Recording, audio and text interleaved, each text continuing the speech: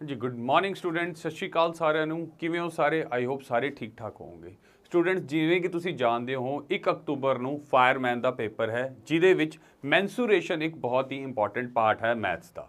ਹੁਣ ਬੱਚੇ ਕੀ ਜਿਹੜੇ ਹੈ ਡਿਮਾਂਡ ਕਰਦੇ ਹੈ ਕਿ ਸਰ ਸਾਨੂੰ ਮੈਂਸੂਰੇਸ਼ਨ ਆਉਂਦੀ ਨਹੀਂ ਹੈ, ਸਾਨੂੰ ਫਾਰਮੂਲੇ ਯਾਦ ਨਹੀਂ ਹੁੰਦੇ, ਅਸੀਂ ਪੇਪਰ 'ਚ ਕੁਐਸਚਨ ਕਿਵੇਂ ਕਰਾਂਗੇ।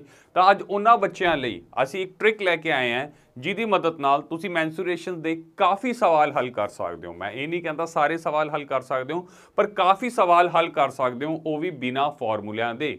ਬਸ ਕੁਝ ਚੀਜ਼ਾਂ ਦਾ ਤੁਸੀਂ ਧਿਆਨ ਰੱਖਣਾ ਹੈ। ਜੇ ਇਨ ਚੀਜ਼ਾਂ ਦਾ ਤੁਸੀਂ ਧਿਆਨ ਰੱਖ ਲਿਆ ਤਾਂ ਤੁਸੀਂ ਪੇਪਰ ਵਿੱਚ ਕਾਫੀ ਕੁਐਸਚਨਸ ਮੈਂਸੂਰੇਸ਼ਨ ਦੇ ਬੜੀ ਆਸਾਨੀ ਨਾਲ ਕਰ ਸਕਦੇ ਹੋ। ਤਾਂ ਆਪਾਂ ਹੁਣ ਸਟਾਰਟ ਕਰਦੇ ਹਾਂ, ਜ਼ਿਆਦਾ ਟਾਈਮ ਤੁਹਾਡਾ ਖਰਾਬ ਨਹੀਂ ਕਰਦੇ। ਤਾਂ ਆਪਾਂ ਨੂੰ ਮੈਂਸੂਰੇਸ਼ਨ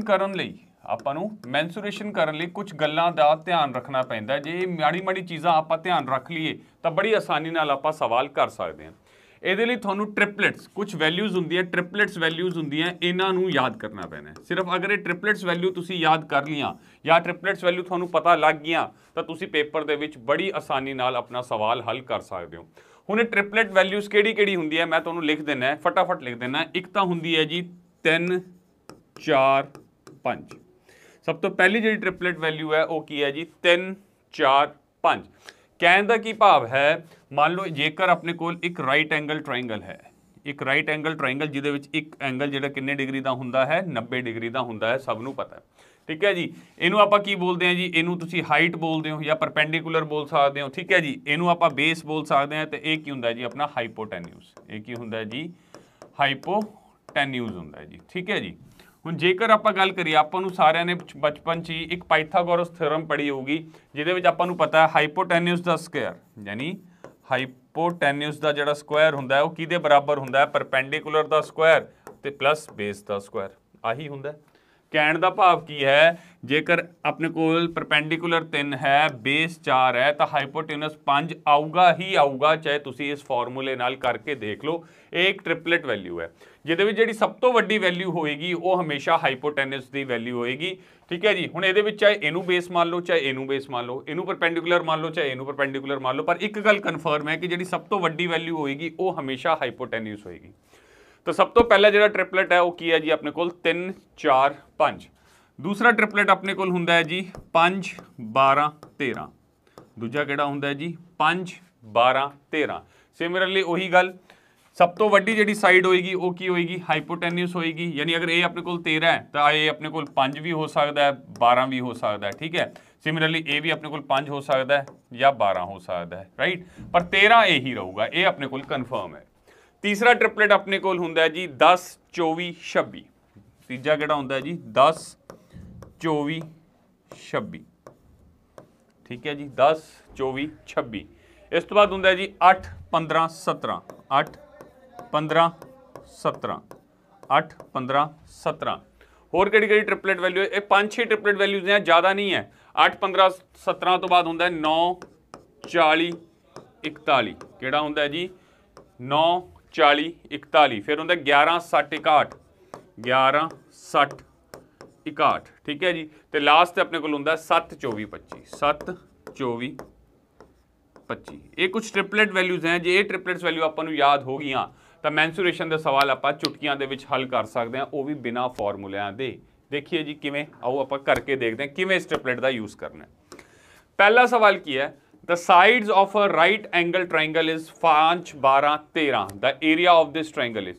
ਕਹਿੰਦੇ ਜੀ ਆਪਾਂ ਨੂੰ ਇੱਕ ਰਾਈਟ ਐਂਗਲ ਟ੍ਰਾਇੰਗਲ ਦਿੱਤਾ ਹੋਇਆ ਹੈ। ਆਪਾਂ ਨੂੰ ਕੀ ਦਿੱਤਾ ਹੋਇਆ ਹੈ, ਇੱਕ ਰਾਈਟ ਐਂਗਲ ਟ੍ਰਾਇੰਗਲ ਦਿੱਤਾ ਹੋਇਆ ਹੈ। ਠੀਕ ਹੈ ਜੀ। ਜਿਹਦੇ ਵਿੱਚ ਇੱਕ ਐਂਗਲ 90 ਡਿਗਰੀ ਦਾ ਹੋਏਗਾ। ਕਹਿੰਦੇ ਜੀ ਉਹਦੀ ਜਿਹੜੀ 3 ਸਾਈਡ ਹੈ, ਇੱਕ 5 ਸੈਂਟੀਮੀਟਰ ਹੈ, ਇੱਕ 12 ਸੈਂਟੀਮੀਟਰ ਹੈ, ਤੇ ਇੱਕ ਕੀ ਹੈ ਜੀ ਆਪਣੇ ਕੋਲ 13 ਸੈਂਟੀਮੀਟਰ ਹੈ।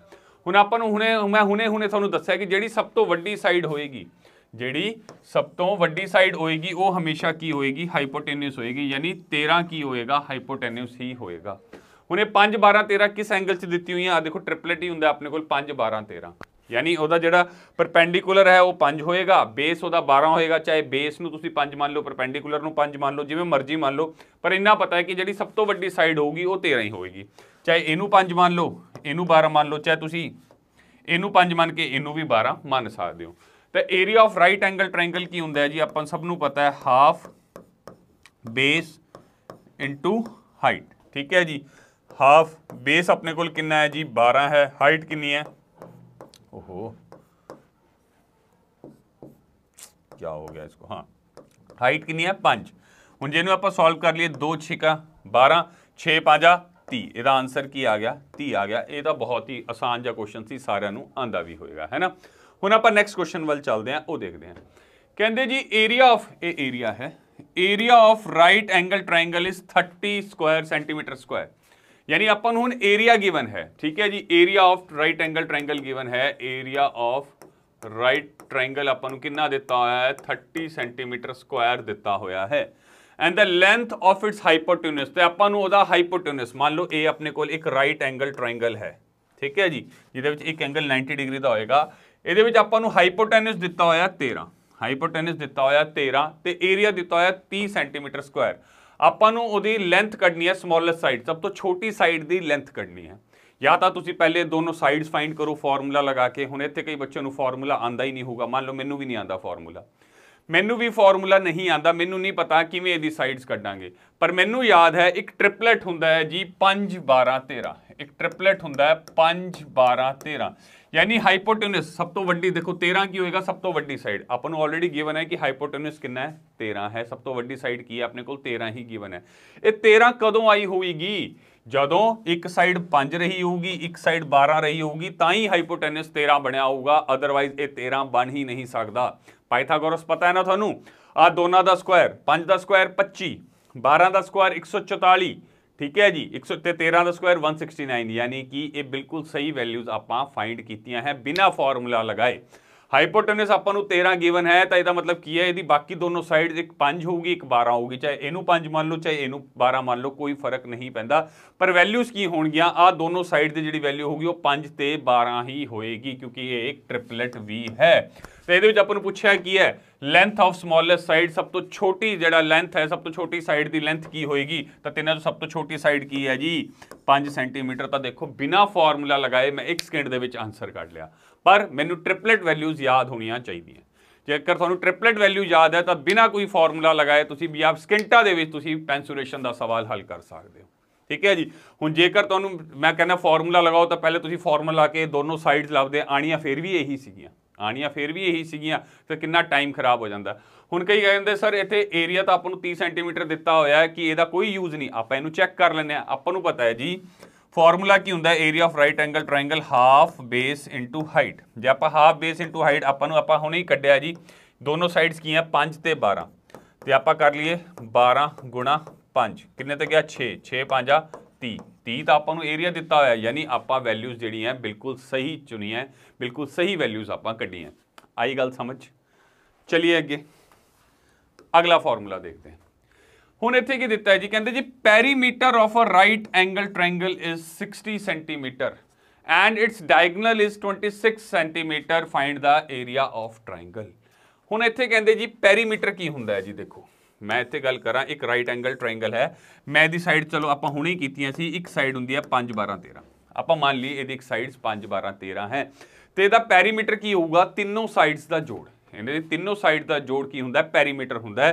तो आप तीनों साइड का जोड़ कर लिए 5 + 12 17, 17 + 13, यदा पेरीमीटर कितना बन जाऊगा 30 बन जाऊगा, यदा पेरीमीटर कितना बन जाऊगा 30 बन जाऊगा। उसी तरीके नाल कह रहे हैं जी कोई भी एक राइट एंगल ट्रायंगल है, आप मान लिया ये अपना एक राइट एंगल ट्रायंगल है, कहते जी एक राइट एंगल ट्रायंगल का पेरीमीटर जिहड़ा है 60 है, यानी वो तीनों साइडों का जोड़, ਉਹਦੀ ਤਿੰਨੋਂ ਸਾਈਡਾਂ ਦਾ ਜੋੜ ਕਿੰਨਾ ਹੈ ਆਪਾਂ ਨੂੰ 60 ਸੈਂਟੀਮੀਟਰ ਗਿਵਨ ਹੈ, ਤੇ ਉਹਦਾ ਡਾਇਗਨਲ ਕਿੰਨਾ ਗਿਵਨ ਹੈ 26 ਸੈਂਟੀਮੀਟਰ ਗਿਵਨ ਹੈ। ਡਾਇਗਨਲ ਕਿੰਨਾ ਗਿਵਨ ਹੈ ਆਪਣੇ ਕੋਲ 26 ਸੈਂਟੀਮੀਟਰ ਗਿਵਨ ਹੈ। ਡਾਇਗਨਲ ਯਾਨੀ ਕਿ ਹਾਈਪੋਟੇਨਿਊਸ ਹੀ ਹੁੰਦਾ ਹੈ। ਜੇਕਰ ਤੁਹਾਨੂੰ ਰਾਈਟ ਐਂਗਲ ਟ੍ਰਾਇੰਗਲ ਦੇ ਵਿੱਚ ਕਿਤੇ ਵੀ ਡਾਇਗਨਲ ਵਰਡ ਦਿਖ ਜੇ, ਡਾਇਗਨਲ ਦਾ ਮਤਲਬ ਕੀ ਹੁੰਦਾ ਹੈ ਹਾਈਪੋਟੇਨਿਊਸ ਹੀ ਹੁੰਦਾ ਹੈ।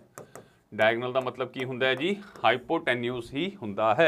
तो यानी आपां नूं हाइपोटेन्यूस कितना दिता होया है 26 सेंटीमीटर दिता होया है। आपां नूं राइट एंगल वो पूछा एरिया पूछा। हुण देखो जी वही सेम चीज़ हाइपोटेन्यूस गिवन है, बाकी दोनों साइड्स आपां नूं कढनियां पैणगियां। ਇਹਦੇ ਲਈ ਤਾਂ ਜਾਂ ਤਾਂ ਤੁਸੀਂ ਫਾਰਮੂਲਾ ਲਾ ਕੇ ਕੱਢ ਲਓ ਜੋ ਕਿ ਬਹੁਤ ਟਾਈਮ ਲੱਗ ਜਾਏਗਾ, ਬਹੁਤ ਜ਼ਿਆਦਾ ਟਾਈਮ ਕੰਜ਼ਿਊਮਿੰਗ ਹੋਏਗਾ, ਪਰ ਆਪਾਂ ਇੱਥੇ ਟ੍ਰਿਪਲੇਟਸ ਦੀ ਮਦਦ ਨਾਲ 1 ਸਕਿੰਟ ਦੇ ਵਿੱਚ ਕੱਢ ਸਕਦੇ ਹਾਂ। ਦੇਖੋ ਜੀ ਕਿਵੇਂ, ਮੈਂ ਹੁਣੇ ਦੱਸਿਆ ਜੀ ਇੱਕ ਟ੍ਰਿਪਲੇਟ ਹੁੰਦਾ ਹੈ 5 12 13, ਇੱਕ ਟ੍ਰਿਪਲੇਟ ਹੁੰਦਾ ਜੀ 5 12 13, ਜਿਹਦੇ ਵਿੱਚ 13 ਜਿਹੜੀ ਸਭ ਤੋਂ ਵੱਡੀ ਸਾਈਡ ਹੈ ਉਹ ਕੀ ਹੁੰਦੀ ਹੈ ਹਾਈਪੋਟੇਨਿਊਸ, ਉਹ ਕੀ ਹੁੰਦੀ ਹੈ ਹਾਈਪੋਟੈਨਸ। ਪਰ ਆਪਾਂ ਨੂੰ ਸਭ ਤੋਂ ਵੱਡੀ ਸਾਈਡ ਯਾਨੀ ਕਿ ਹਾਈਪੋਟੈਨਸ ਗਿਵਨ ਕਿੰਨਾ ਗਿਵਨ ਹੈ 26 ਗਿਵਨ ਹੈ। ਕਿੰਨਾ ਗਿਵਨ ਹੈ 26 ਗਿਵਨ ਹੈ, ਯਾਨੀ ਇਸ 13 ਦਾ 2 ਗੁਣਾ ਹੈ। ਇਸ 13 ਦਾ 2 ਗੁਣਾ ਹੀ 26 ਹੈ। ਤਾਂ ਇਹਦਾ ਮਤਲਬ ਜਿਹੜੀ ਬਾਕੀ ਦੋ ਸਾਈਡਸ ਹੋਣਗੀਆਂ ਉਹ ਵੀ 2 ਗੁਣਾ ਹੋਣਗੀਆਂ। 5 ਦਾ 2 ਗੁਣਾ ਕਿੰਨਾ ਹੋ ਜਾਏਗਾ 10 ਹੋ ਜਾਏਗਾ। 12 ਦਾ 2 ਗੁਣਾ ਕਿੰਨਾ ਹੋ ਜਾਏਗਾ 24 ਹੋ ਜਾਏਗਾ। ਯਾਨੀ ਇੱਕ ਟ੍ਰਿਪਲੇਟ ਹੋਰ ਬਣ ਗਿਆ ਆਪਣੇ ਕੋਲ 10 24 26। ਸਿੱਧੀ ਸਿੱਧੀ ਗੱਲ ਹੈ ਨਾ। ਆਪਾਂ ਨੂੰ ਦੇਖੋ 5 12 13 ਟ੍ਰਿਪਲੇਟ ਮੈਨੂੰ ਪਤਾ ਸੀ है ना। 5 12 13 यानी 13 की होगा हाइपोटेन्यूस होएगा, पर इतने हाइपोटेन्यूस कितना गिवन है 26, ਇਹਦਾ 2 ਗੁਣਾ गिवन है। तो जे ਆਪਾਂ फिर बाकी वैल्यूज़ भी की होणगियां ਉਹਦਾ 2 ਗੁਣਾ ही होणगियां। 12 ਦਾ 2 ਗੁਣਾ 24, 5 ਦਾ 2 ਗੁਣਾ 10, यानी कि बाकी ਜਿਹੜੀ ਸਾਈਡਸ ਹੋਣਗੀਆਂ ਇੱਕ ਹੋਊਗੀ 10 ਹੋਊਗੀ, ਇੱਕ 24 ਹੋਊਗੀ। ਤੁਸੀਂ ਇਹਨੂੰ ਜਿਵੇਂ ਮਰਜ਼ੀ ਮੰਨ ਸਕਦੇ ਹੋ, ਇਹਨੂੰ ਵੀ 24 ਮੰਨ ਸਕਦੇ ਹੋ, ਇਹਨੂੰ ਵੀ 10 ਮੰਨ ਸਕਦੇ ਹੋ, ਕੋਈ ਫਰਕ ਨਹੀਂ ਪਏਗਾ। ਪਰ ਇੱਕ ਚੀਜ਼ ਫਾਈਨਲ ਹੈ ਕਿ ਜਿਹੜੀ ਸਭ ਤੋਂ ਵੱਡੀ ਸਾਈਡ ਹੋਊਗੀ ਉਹ ਸਭ ਤੋਂ ਵੱਡੀ ਹਾਈਪੋਟੇਨਸ ਜਿਹੜੀ ਹੈ ਉਹ ਸਭ ਤੋਂ ਵੱਡੀ ਸਾਈਡ ਰਹੇਗੀ। यानी ਆਪਣੇ ਕੋਲ ट्रिपलेट ਕੀ ਬਣ ਗਿਆ 10 24 26। नहीं ਤੁਹਾਨੂੰ ਯਕੀਨ ਹੋ ਰਿਹਾ ਕਿ ਆਪਾਂ ਸਹੀ ਵੈਲਿਊਜ਼ ਲਈਆਂ ਤਾਂ ਆਪਣੇ ਕੋਲ ਇੱਕ ਗਿਵਨ ਹੈ ਪੈਰੀਮੀਟਰ। ਪੈਰੀਮੀਟਰ ਕਿੰਨਾ ਗਿਵਨ ਹੈ 60। ਪੈਰੀਮੀਟਰ ਕਿੰਨਾ ਗਿਵਨ ਹੈ 60, ਯਾਨੀ ਤਿੰਨੋਂ ਸਾਈਡਾਂ ਦਾ ਜੋੜ 60 ਬਣਨਾ ਚਾਹੀਦਾ ਹੈ। 26 ਤੇ 24 50, 50 ਤੇ 10 60, ਯਾਨੀ ਕਿ ਆਪਾਂ ਵੈਲਿਊਜ਼ ਬਿਲਕੁਲ ਸਹੀ ਮੰਨੀਆਂ ਹੈ। ਹੁਣ ਆਪਾਂ ਨੂੰ ਕੀ ਪੁੱਛਿਆ area of right angle triangle, ਉਹ ਆਪਾਂ ਨੂੰ ਪਤਾ ਹੀ ਹੈ ਜੀ ਹਾਫ ਬੇਸ ਇਨਟੂ ਹਾਈਟ। ਠੀਕ ਹੈ ਜੀ, ਹਾਫ ਬੇਸ ਕਿੰਨਾ ਆਪਾਂ 24 ਮੰਨ ਲਓ ਚਾਹੇ 10 ਮੰਨ ਲਓ, ਹਾਈਟ ਕਿੰਨੀ ਹੈ ਆਪਣੇ ਕੋਲ 10 ਹੈ। ਇਹਨੂੰ ਆਪਾਂ ਕੀਤਾ 12 ਤੇ 12 ਗੁਣਾ 10 ਇਜ਼ 120। ਆਨਸਰ ਕੀ ਆਏਗਾ ਇਹਦਾ 120। ਇਹਦਾ ਬਿਲਕੁਲ ਸਹੀ ਆਨਸਰ ਆਏਗਾ। ਤਾਂ ਦੇਖੋ ਬਿਨਾ ਫਾਰਮੂਲੇ ਦੇ ਇੱਕ ਬੇਸਿਕ ਜੀ ਚੀਜ਼ ਨਾਲ ਆਪਾਂ ਸਾਰੀ ਮੈਂਸੂਰੇਸ਼ਨਸ ਕਰ ਰਹੇ ਹਾਂ। आई होप ਤੁਹਾਨੂੰ ਕਲੀਅਰ ਹੋ ਰਿਹਾ ਹੋਣਾ, ਵਧੀਆ ਵੀ ਲੱਗ ਰਿਹਾ ਹੋਣਾ, है ना। चलिए ਅੱਗੇ चलिए ਆਪਾਂ, आई होप ਇੱਥੇ ਤੱਕ ਤੁਹਾਨੂੰ ਕਲੀਅਰ ਹੋ ਗਿਆ ਹੋਣਾ। ਅਗਲਾ ਸਵਾਲ ਦੇਖਦੇ ਹਾਂ ਜੀ। ਲਓ ਜੀ, ਹੁਣ ਇੱਥੇ ਕੀ ਆ ਗਿਆ ਜੀ, ਹੁਣ ਇੱਥੇ ਟ੍ਰਾਇੰਗਲ ਚੇਂਜ ਹੋ ਗਈ। ਕਹਿੰਦੇ ਜੀ if the length of sides of an isosceles triangle is 5 and 6 centimetre, area of the triangle is.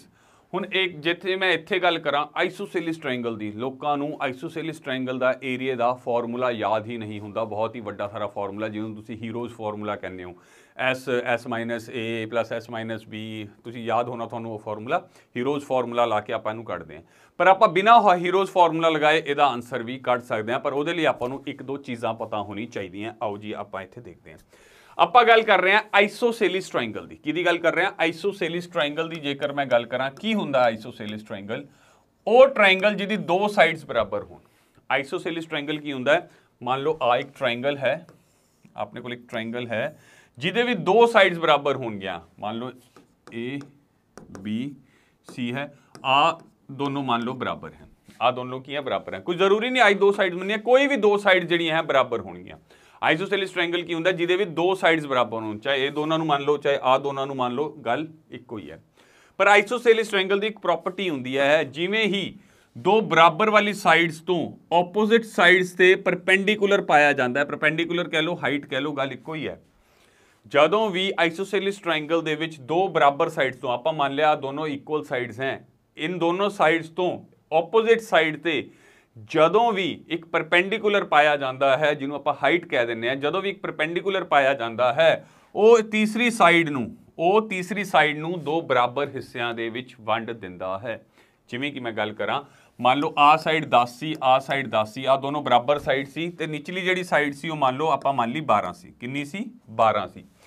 ਜਿਵੇਂ ਹੀ ਆ BC ਤੇ ਜਿਹੜੀ ਆ ਥਰਡ ਸਾਈਡ ਹੈ, ਇਸ ਤੇ ਮੈਂ ਇੱਕ ਪਰਪੈਂਡੀਕੂਲਰ ਡਰਾ ਕਰੂੰਗਾ। ਇਹ ਪਰਪੈਂਡੀਕੂਲਰ ਜਿਹੜਾ ਹੈ ਇਸ ਤੀਸਰੀ ਸਾਈਡ ਨੂੰ ਦੋ ਬਰਾਬਰ ਹਿੱਸਿਆਂ ਦੇ ਵਿੱਚ ਵੰਡ ਦੂਗਾ। ਯਾਨੀ ਇਹਨੂੰ ਮੈਂ D ਮੰਨ ਲਾ ਤਾਂ DC ਕਿੰਨਾ ਹੋ ਜਾਊਗਾ 6 ਹੋ ਜਾਊਗਾ, ਤੇ BD ਵੀ ਕਿੰਨਾ ਹੋ ਜਾਊਗਾ 6 ਹੋ ਜਾਊਗਾ। ਦੋ ਬਰਾਬਰ ਹਿੱਸਿਆਂ ਦੇ ਵਿੱਚ ਵੰਡ ਦੇਗਾ। ਤੇ ਜਦੋਂ ਇਹ ਪਰਪੈਂਡੀਕੂਲਰ ਇੱਥੇ 90 ਡਿਗਰੀ ਦਾ ਐਂਗਲ ਵੀ ਬਣਾਏਗਾ। ਤੇ ਪਰਪੈਂਡੀਕੂਲਰ ਜਿਹੜਾ ਹੈ ਤੀਸਰੀ ਸਾਈਡ ਨੂੰ ਦੋ ਬਰਾਬਰ ਹਿੱਸਿਆਂ ਦੇ ਵੰਡਣ ਦੇ ਨਾਲ ਨਾਲ ਉੱਥੇ 90 ਡਿਗਰੀ ਦਾ ਐਂਗਲ ਵੀ ਬਣਾਏਗਾ। ਜੇਕਰ ਮੈਂ ਹੁਣ ਗੱਲ ਕਰਾਂ ਸਿਰਫ ਇਸ ਚੀਜ਼ ਦੀ, ਜਿਹੜਾ ਮੈਂ ਰੈੱਡ ਕਰ ਰਿਹਾ ਸਿਰਫ ਇਸ ਚੀਜ਼ ਦੀ ਗੱਲ ਕਰਾਂ, ਇਹ ਕੀ ਬਣ ਗਿਆ, ਇਹ ਹੁਣ ਇੱਕ ਰਾਈਟ ਐਂਗਲ ਟ੍ਰਾਇੰਗਲ ਬਣ ਗਿਆ। ਇਹ ਕੀ ਬਣ ਗਿਆ, ਇੱਕ ਰਾਈਟ ਐਂਗਲ ਟ੍ਰਾਇੰਗਲ ਬਣ ਗਿਆ ਜਿਹੜਾ ਮੈਂ ਰੈੱਡ ਕੀਤਾ।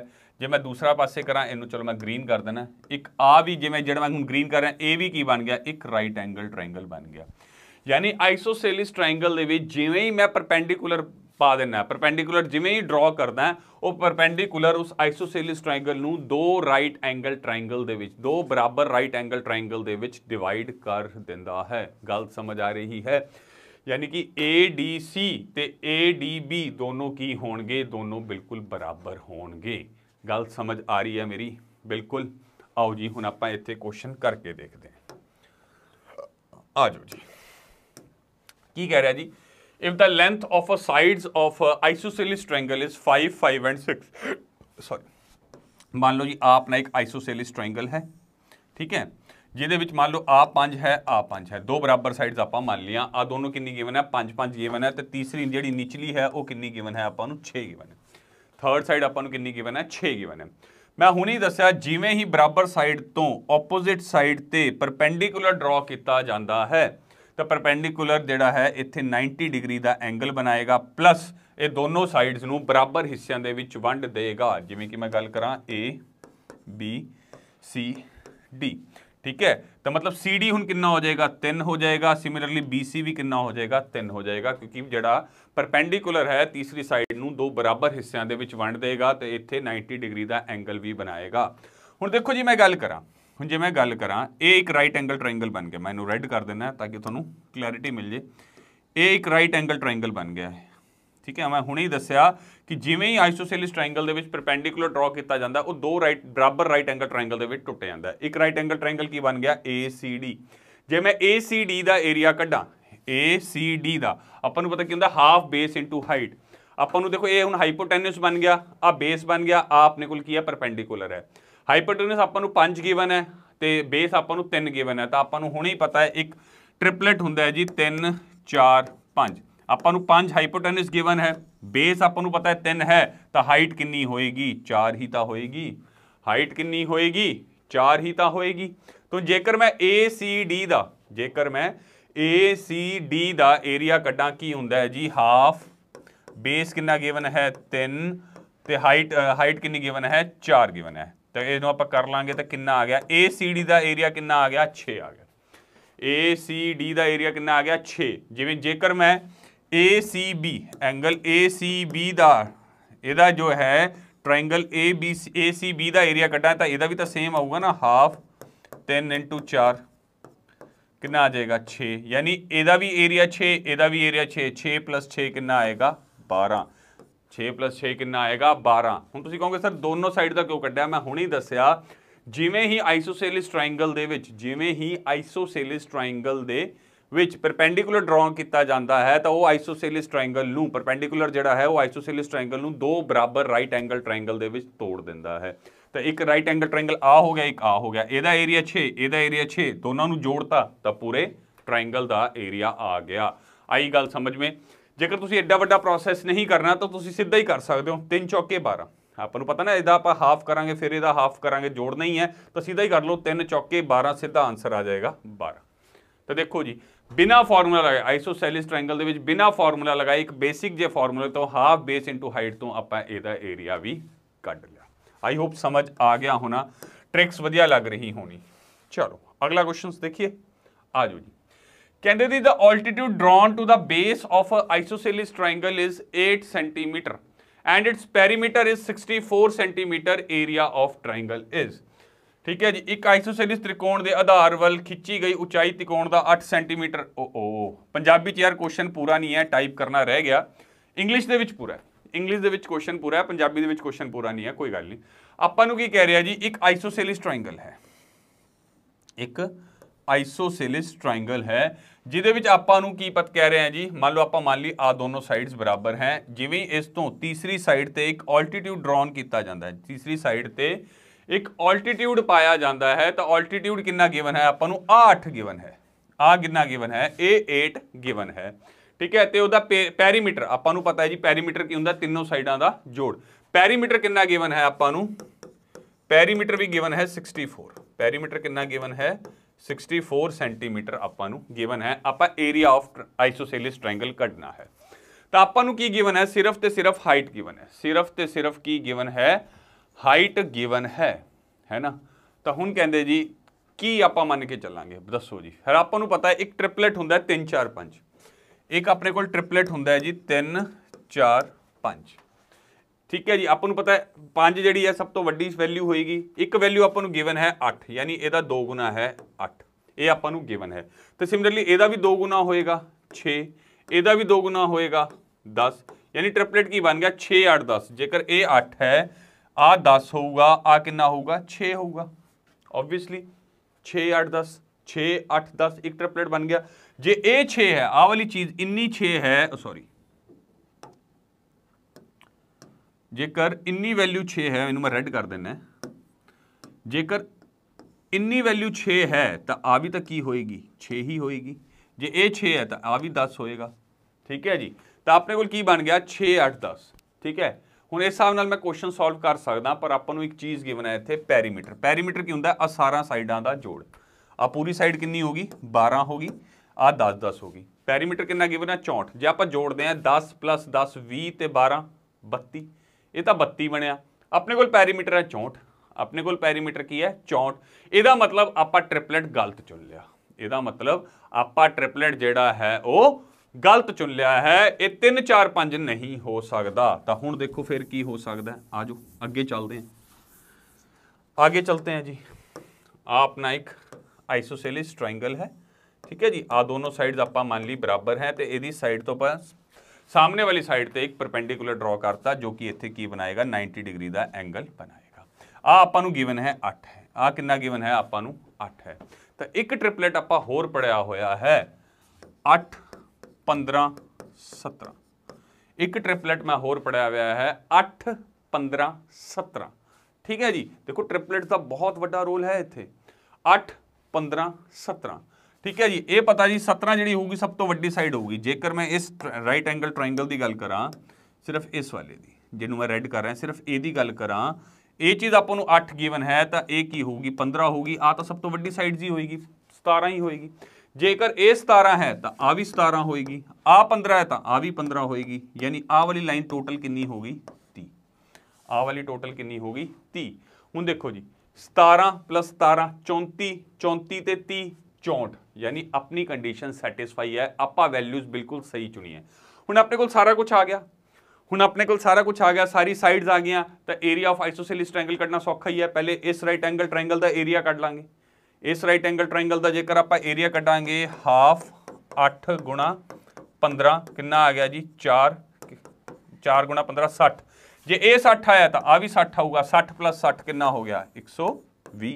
जेकर ऐ नहीं कढ़ना सीधा ही कर लो 15 8 15 × 8 120। ਇਹਦਾ बिल्कुल सही आंसर आएगा। दसो कितनी आसानी नाल क्वेश्चन हो गया। समझ आ रही है बेटा। देखो हुण आप इस टाइम जो परसों अपना पेपर है फायरमैन का पेपर संडे ही है ना, अज 29 तरीक तो हो गई, कल 30 परसों एक। हुण आप पूरी मैंसुरेशन तो कर नहीं सकते। मैं मेन चीज़ां दस रहा जी पेपर के तुहानूं काफ़ी हैल्पफुल होणगियां मैंसुरेशन के। जे मैंसुरेशन का क्वेश्चन आ गया तो एक तो आउंदा भी आ मैनूं कुछ आउंदा ही नहीं, मैं बिल्कुल ही छड्ड आवां जीरो हाँ। पर जेकर तुहानूं इन्ना की चीज़ां का पता है तो तुसीं कुछ तो कर सकते हो। की पता 2 चों 1 सवाल हल हो जाए, 3 चों 2 सवाल हल हो जाण। जीरो नालों एक भी सवाल नालों 2 सवाल अगर अपने होंदे अपने लिए तो फायदा ही है। राइट, चलिए अगे आओ जी, आ जाओ। हुण फिर आ गया जी आइसोसेलिस ट्रायंगल ही है। Perimeter of N isosceles triangle is 32 centimetre and the each of the equal side is 5/6 times of the base. What is the area of the triangle. लाओ जी थोड़ा जिहा हुण इत्थे इन्हां ने तुहानूं औखा करता। कहंदे जी एक आइसोसेलिस त्रिकोण का घेरा 32 सेंटीमीटर है अते हरेक बराबर भुजा आधार का 5/6 गुणा है। त्रिकोण का खेत्रफल की है। तो देखो जी आपां नूं पैरीमीटर गिवन है जी, कितना गिवन है 32 सेंटीमीटर। पैरीमीटर की हुंदा तिन्ना साइडां का जोड़, तिन्ना साइडां का जोड़ आपां नूं कितना गिवन है 32 सेंटीमीटर गिवन है। तो जिहड़ी साइड्स आ वो दित्ती हुई है जी बेस का 5/6, बेस का 5/6। जेकर मैं तुहानूं गल करां तुसीं सारिआं ने प्रॉफिट लॉस वाला पढ़िया होना। जे मान लो किसी चीज़ नूं किसी दी कॉस्ट प्राइस जी है जी मान लो 100 रुपया है और ठीक है उन्होंने 10% प्रॉफिट कितना दिता होंदा 10% प्रॉफिट ते बेचा गया है ना। 10% नूं आपां की लिखते सी 1/10। यानी आपां मान लैंदे सी 10 ओदी की है जी कॉस्ट प्राइस है तो 1 रुपया प्रॉफिट ला के उन्होंने 11 रुपए दे विच बेचा गया। यानी आपां सैलिंग प्राइस अपने कोल की बन जाती सी 11 बन जाती सी। ये सारी चीज़ां तुसीं कीती हुई हैं। उसी तरीके नाल आपां आ चीज़ देखते हैं। कहते जी पैरीमीटर तो अपन गिवन है तो जिहड़ा उहदी साइड है वो 5/6 टाइम्स ऑफ द बेस है। यानी कि आपां नूं की कह रहा है जेकर आपां उहदी साइड्स 5 मान लीए तो बेस कितना होएगा 6 होएगा। ताई 5/6 बनेगा बेस का ਕੀ ਕਹਿ ਰਿਹਾ ਜੀ, perimeter of an isosceles triangle ਇਤਨਾ and each of the equal side is 5/6 times of the base. यानी जेकर साइड्स 5 हैं दोनों तो ਉਹਦਾ बेस कितना होएगा 6 होएगा। यानी साइड्स ਆਪਾਂ 5 मान लिया ਤੇ बेस कितना मान लिया 6 मान लिया। ठीक है जी। पर जेकर ਆਪਾਂ देखिए जेकर ਆਪਾਂ 5 5 6 ਮੰਨਦੇ ਆ ਤਾਂ ਆਪਣੇ ਕੋਲ ਇਹਦਾ ਪੈਰੀਮੀਟਰ ਕੀ ਬਣਦਾ 5 5 10 ਤੇ 6 16। ਪੈਰੀਮੀਟਰ ਕਿੰਨਾ ਬਣਦਾ ਮੇਰੇ ਕੋਲ 16। ਪਰ ਪੈਰੀਮੀਟਰ ਕਿੰਨਾ ਗਿਵਨ ਹੈ 32। ਪੈਰੀਮੀਟਰ ਕਿੰਨਾ ਗਿਵਨ ਹੈ 32 ਗਿਵਨ ਹੈ। यानी ਜਿਹੜੀ ਮੈਂ ਸਾਈਡਸ ਮੰਨੀਆਂ ਹੈ ਇਹਦਾ 2 ਗੁਣਾ ਇਹਦਾ ਪੈਰੀਮੀਟਰ ਹੈ। ਕਿਉਂਕਿ ਜੇਕਰ ਮੈਂ ਇਸ ਰਾਈਟ ਐਂਗਲ ਇਸ ਆਈਸੋਸੈਲਿਸ ਟ੍ਰਾਇੰਗਲ ਦਾ ਪੈਰੀਮੀਟਰ ਕੱਢਾਂ ਤਾਂ ਉਹ ਕਿੰਨਾ ਬਣਦਾ 5 5 5 + 5 इज 10 10 + 6 16। पर ਪੈਰੀਮੀਟਰ ਕਿੰਨਾ ਗਿਵਨ ਹੈ 32। यानी ਇਸ ਜਿਹੜੀ ਮੈਂ ਸਾਈਡਸ ਮੰਨੀਆਂ ਇਹਦਾ 2 ਗੁਣਾ ਹੈ। ਤਾਂ ਮਤਲਬ ਜਿਹੜੀ ਮੈਂ ਵੈਲਿਊਜ਼ ਮੰਨੀਆਂ ਉਹ ਵੀ ਇਹਦੀ 2 ਗੁਣਾ ਹੋਣਗੀਆਂ। यानी ਇਹ ਵੀ 6 ਗੁਣਾ 2 ਹੋਊਗੀ, ਇਹ ਵੀ 5 ਗੁਣਾ 2 ਹੋਊਗੀ, ਇਹ ਵੀ 5 ਗੁਣਾ 2 ਹੋਊਗੀ। यानी ਹੁਣ ਮੇਰੇ ਕੋਲ ਸਾਈਡਸ ਕੀ ਬਣ ਗਈਆਂ, ਹੁਣ ਮੇਰੇ ਕੋਲ ਸਾਈਡਸ ਕੀ ਬਣ ਗਈਆਂ 10 10 ਤੇ 12। ਗੱਲ ਸਮਝ ਆਈ? ਕਿਉਂਕਿ ਆਪਾਂ ਨੂੰ ਜਿਹੜਾ ਸਾਈਡ ਦਿੱਤੀ ਹੋਈ ਸੀ ਉਹ 5/6 ਦਿੱਤੀ ਹੋਈ ਸੀ ਬੇਸ ਦਾ। ਤਾਂ ਯਾਨੀ ਆਪਣੇ ਕੋਲ ਸਾਈਡ ਆਪਾਂ ਮੰਨ ਲਈ 5 5 ਤੇ ਬੇਸ ਮੰਨ ਲਿਆ 6। ਪਰ ਪੈਰੀਮੀਟਰ ਕਿੰਨਾ ਬਣਿਆ ਸੀ 16। ਪਰ ਪੈਰੀਮੀਟਰ ਗਿਵਨ ਸੀ 32। ਯਾਨੀ ਆਪਾਂ ਨੂੰ ਪੈਰੀਮੀਟਰ 2 ਗੁਣਾ ਸੀ, ਇਹਦਾ ਮਤਲਬ ਸਾਈਡਸ ਵੀ ਕੀ ਹੋਣਗੀਆਂ 2 ਗੁਣਾ ਹੋਣਗੀਆਂ। ਜਦੋਂ ਮੈਂ ਸਾਈਡਸ ਨੂੰ 2 ਗੁਣਾ ਕੀਤਾ ਤਾਂ ਮੇਰੇ ਕੋਲ ਸਾਈਡਸ ਕੀ ਬਣ ਗਈਆਂ 10 10 ਤੇ 12। ਹੁਣ ਇਹਦਾ ਕੰਮ ਹੋ ਗਿਆ ਖਤਮ। ਹੁਣ ਆਪਾਂ ਨੂੰ ਪਤਾ ਹੀ ਹੈ ਜਿਵੇਂ ਹੀ ਬਰਾਬਰ ਸਾਈਡ ਤੋਂ ਆਪੋਜ਼ਿਟ ਸਾਈਡ ਤੇ ਪਰਪੈਂਡੀਕੂਲਰ ਪਾਇਆ ਜਾਂਦਾ ਹੈ ਤਾਂ ਇੱਥੇ ਇੱਕ ਰਾਈਟ ਐਂਗਲ ਟ੍ਰਾਇੰਗਲ ਬਣਾਏਗਾ। ਰਾਈਟ ਐਂਗਲ ਟ੍ਰਾਇੰਗਲ ਤੇ ਇਸ ਸਾਈਡ ਨੂੰ ਵੀ 2 ਬਰਾਬਰ ਹਿੱਸਿਆਂ ਦੇ ਵਿੱਚ ਵੰਡ ਦੇਗਾ। 12 ਦਾ ਅੱਧਾ 6 ਤੇ 6। ਤਾਂ ਹੁਣ ਆਪਾਂ ਨੂੰ ਪਤਾ ਹੀ ਹੈ ਜੇ ਇਹ 10 ਹੈ ਇਹ 6 ਹੈ ਤਾਂ ਆ ਕਿੰਨਾ ਆਊਗਾ 8 ਹੀ ਆਊਗਾ। ਇਹ 10 ਹੈ ਇਹ 6 ਹੈ ਤਾਂ ਇਹ ਕਿੰਨਾ ਆਏਗਾ 8 ਹੀ ਆਏਗਾ। ਆਪਾਂ ਨੂੰ ਪਤਾ ਹੀ ਹੈ ਜੀ, ਆਪਾਂ ਨੂੰ ਪਤਾ ਹੀ ਹੈ 3 4 5 ਟ੍ਰਿਪਲੇਟ ਕੀ ਹੁੰਦਾ 3 4 5। ਇੱਕ ਸਾਈਡ ਆਪਾਂ ਨੂੰ ਗਿਵਨ ਹੈ 5 ਦਾ 2 ਗੁਣਾ 10 ਗਿਵਨ ਸੀ। ਇੱਕ ਸਾਈਡ ਆਪਾਂ ਨੂੰ 3 ਦਾ 2 ਗੁਣਾ 6 ਗਿਵਨ ਸੀ। ਤਾਂ ਇਹ ਵੀ ਤਾਂ ਫਿਰ ਤੀਸਰੀ ਸਾਈਡ ਵੀ ਤਾਂ 4 ਦਾ 2 ਗੁਣਾ 8 ਹੀ ਹੋਏਗੀ ਓਬਵੀਅਸਲੀ, ਹੈ ਨਾ। ਤੇ ਫਿਰ ਹੁਣ ਕਿੰਨਾ ਆ ਗਿਆ ਜਾਂ ਤਾਂ ਸਿੱਧਾ ਹੀ ਕਰ ਲਓ 6 8 48 6 8 48। ਨਹੀਂ ਤਾਂ ਤੁਸੀਂ ਕਰ ਸਕਦੇ ਹੋ ਹਾਫ 6 ਗੁਣਾ 8 3 3 8 24। ਤਾਂ ਆਪਾਂ ਨੂੰ ਪਤਾ ਇੱਕ ਦਾ 24 ਆਇਆ ਤਾਂ ਦੂਜੇ ਦਾ ਵੀ 24 ਆਏਗਾ। ਤਾਂ 24 ਨੂੰ ਆਪਾਂ 2 ਗੁਣਾ ਕਰ ਦਿੰਦੇ ਕਿੰਨਾ ਆਏਗਾ 48 ਆਏਗਾ। ਤਾਂ ਦੇਖੋ ਕਿੰਨੀ ਆਸਾਨੀ ਨਾਲ ਹੋ ਗਿਆ। ਇਸ ਕੁਐਸਚਨ ਦਾ ਆਨਸਰ ਕਿੰਨਾ ਆਏਗਾ 48 ਇਹਦਾ ਸਹੀ ਆਨਸਰ ਆਏਗਾ। ਆਈ ਹੋਪ ਕਲੀਅਰ ਹੋ ਗਿਆ ਹੋਣਾ। ਬਹੁਤ ਹੀ ਆਸਾਨੀ ਨਾਲ ਆਪਾਂ ਨੂੰ ਸਮਝ ਆ ਗਈ ਹੋਊਗੀ। ਚਲਿਏ ਅੱਗੇ ਆ ਜਾਓ ਜੀ। ਹੁਣ ਇੱਥੇ ਚੀਜ਼ ਆ ਗਈ ਜੀ ਰੋਮਬਸ। ਇੱਥੇ ਆਪਣੇ ਕੋਲ ਕੀ ਆ ਗਈ rhombus. Find the area of rhombus whose perimeter is 40 centimetre ਤੇ डायगनल ਕਿੰਨਾ ਹੈ 16 सेंटीमीटर है। देखो ਹੁਣ ਇੱਥੇ ਆਪਾਂ ਥੋੜਾ ਜਿਹਾ डायगनल ਬਾਰੇ रोम्बस ਬਾਰੇ ਪੜ੍ਹ ਲੈਂਦੇ ਹਾਂ। रोम्बस ਜੇਕਰ ਮੈਂ ਗੱਲ ਕਰਾਂ रोम्बस ਦੀ ਜੇਕਰ ਮੈਂ ਗੱਲ ਕਰਾਂ रोम्बस ਦੀ ਕੀ ਹੁੰਦੀਆਂ ਜੀ ਚਾਰੋਂ ਸਾਈਡਸ ਬਰਾਬਰ ਹੁੰਦੀਆਂ। जिस तरीके नाल स्क्वायर दी चारों साइड्स बराबर होंदियां हैं उसी तरीके नाल रोम्बस दी भी चारों साइड्स की होंदियां हैं बराबर होंदियां हैं। ठीक है जी। हुण रोम्बस दी एक प्रॉपर्टी होर देखो, जेकर मैं रोम्बस दे विच एक डायगनल पा दा, रोम्बस दे विच एक डायगनल पा दा, मान लो ये डायगनल कितना है 12 है, मैं मान लिया इस डायगनल दी लेंथ कितनी है 12 है। जिवें ही मैं इत्थे दूसरा डायगनल पाऊंगा, जिवें ही इत्थे मैं दूसरा डायगनल पाऊंगा आ जिहड़ा दूसरा डायगनल है पहले डायगनल नूं 2 बराबर हिस्सिਆਂ ਦੇ ਵਿੱਚ ਵੰਡ ਦਿੰਦਾ ਹੈ। ਧਿਆਨ ਨਾਲ ਸਮਝੋ, ਮੈਂ ਇੱਕ ਵਾਰ ਫਿਰ ਸਮਝਾਣਾ ਤੁਹਾਨੂੰ। ਮੈਂ ਕੀ ਕਿਹਾ ਜੀ ਇੱਕ ਰੋम्बस ਹੈ, ਰੋम्बस ਕੀ ਹੁੰਦਾ ਜਿਹਦੀ ਚਾਰੋਂ ਸਾਈਡਸ ਬਰਾਬਰ ਹੁੰਦੀਆਂ। ਜਿਵੇਂ ਹੀ ਮੈਂ रोम्बस ਦੇ ਵਿੱਚ ਇੱਕ ਡਾਇਗਨਲ ਪਾਇਆ, ਇਸ ਡਾਇਗਨਲ ਦੀ ਲੈਂਥ ਮੰਨ ਲਓ ਕਿੰਨੀ ਹੈ 12 ਹੈ, ਇਸ ਪੂਰੇ ਦੀ ਕਿੰਨੀ ਹੈ 12 ਹੈ। ਜਿਵੇਂ ਹੀ ਇਹਦੇ ਉੱਪਰ ਮੈਂ ਸੈਕਿੰਡ ਡਾਇਗਨਲ ਪਾਉਂਗਾ, ਜਿਵੇਂ ਹੀ ਇੱਥੇ ਮੈਂ ਸੈਕਿੰਡ ਡਾਇਗਨਲ ਪਾਉਂਗਾ ਇਹ ਇਸ ਡਾਇਗਨਲ ਨੂੰ 2 ਬਰਾਬਰ ਹਿੱਸਿਆਂ ਦੇ ਵਿੱਚ ਵੰਡ ਦੇਗਾ, ਯਾਨੀ 6 ਦੇ ਵਿੱਚ ਵੰਡ ਦੇਗਾ। ਤੇ ਜਿੱਥੇ 2 ਡਾਇਗਨਲ रोम्बस ਦੇ ਵਿੱਚ ਜਿੱਥੇ 2 ਡਾਇਗਨਲ ਆਪਸ ਦੇ ਵਿੱਚ ਇੰਟਰਸੈਕਟ ਕਰਦੇ ਆ ਕੱਟਦੇ ਹੈ ਉੱਥੇ ਕੀ ਬਣਦਾ ਹੈ ਰਾਈਟ ਐਂਗਲ ਟ੍ਰਾਇੰਗਲ 90 ਡਿਗਰੀ ਦਾ ਐਂਗਲ ਬਣਾਉਂਦੇ ਆ।